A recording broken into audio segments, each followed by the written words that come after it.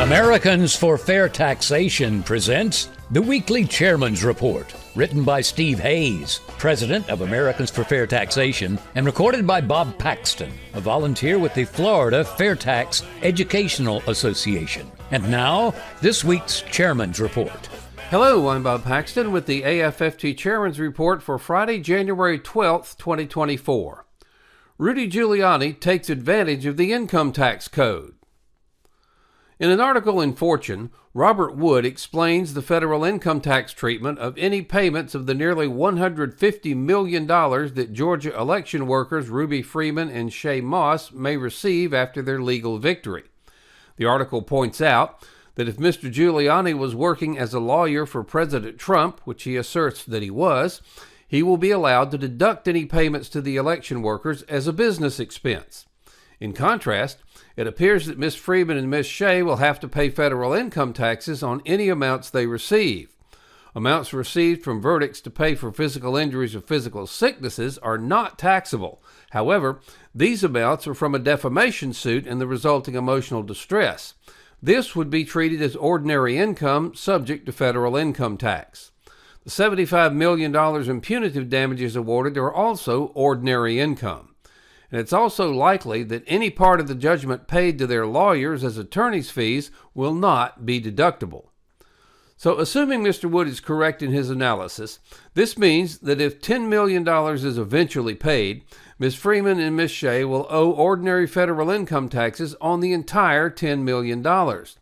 If the federal income tax rates remain the same as today, each of the ladies will owe $1,150,000 in federal taxes, or a total of $2,300,000 combined. $10 million minus the $2.3 million is $7.7 million. $7.7 million minus the estimated $4 million in lawyers' fees leaves them $3.7 million, or around $1.85 million each. In contrast, Mr. Giuliani will be able to deduct his attorney's fees and the entire $10 million on his federal income tax return. This means that his actual costs will be reduced to around $6.5 million, with the other $3.5 million being paid by the U.S. taxpayers. Now, if you support the two ladies, you see this is very unjust. But if you support Mr. Giuliani, then you probably see nothing wrong with this result. In conclusion, regardless of where your sympathies lie, everyone can agree that the Internal Revenue Code is a mess and full of twists and turns that none of us really understand. One thing is clear.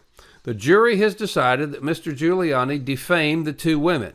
But one question that no one is asking is why should the rest of us have to pay 35% of the amount paid by Mr. Giuliani? Now, this is just another example of why the income payroll tax system has to be replaced with a fairer and more workable system that provides the revenue the federal government needs to fund its operations. Now, the choice is easy.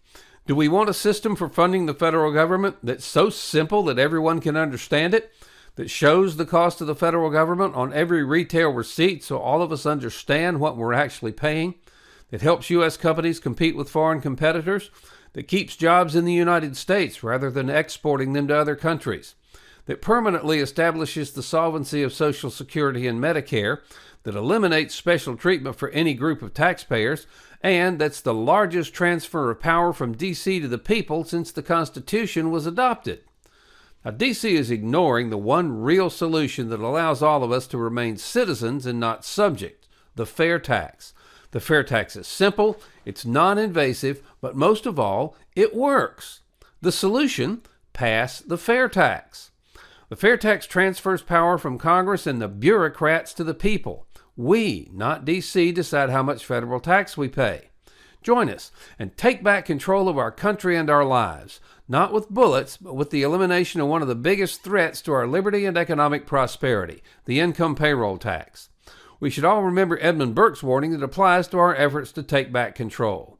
Nobody made a greater mistake than he who did nothing because he could only do a little. Please go to fairtax.org and invest in Americans for Fair Taxation and your country. It's an investment in your and your family's future.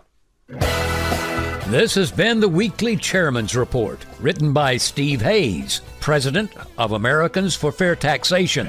Check back every week for news and information about the fair tax, and learn why the fair tax should replace our antiquated federal income tax system. If you'd like to receive a copy of the Chairman's Report in your inbox every week, sign up at fairtax.org.